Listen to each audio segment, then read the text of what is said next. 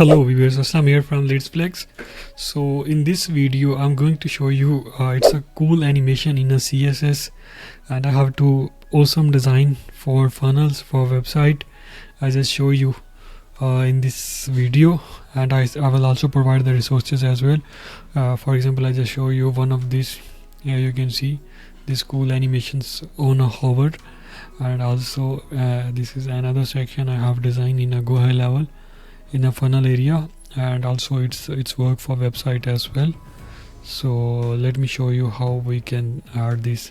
So for example, for these cool animations, I just take a section where I add 4 columns. In 4 columns I just take a sub headings, and also take a image text and with a see more button.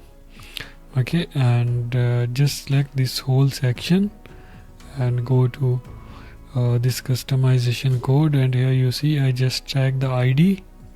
This is ID of this section, and then I just add some CSS code on a hover. Okay, and here you see just CSS code on a hover I have added. So I just show you the ID of this section as well. For example, you can go to here, go to advanced. Here you can find the CSS selector. I just copy this and select the section and just replace with it.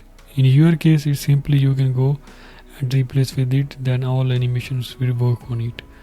And similar like this one, and I will show you this one as well. I just go back here, pricing card here, just added it. It's a total custom code section. I have designed with the CSS and HTML and all the other stuff. I just provide this code as well in a description. Once you subscribe my channel and put on a comment, I will share this complete code with you. And here you can see I just what I did, I just take one column, and in column what we can do, I just add some text here, and in a complete section I just going to select this section here, and I just show you in advanced area, and here this is the ID of this section, and here you can see the all code of this section. And you see this is a I just put the ID here and also another section, and then I just write this all CSS. It's super easy. You can do as well for your all the columns and all the things. It's super easy.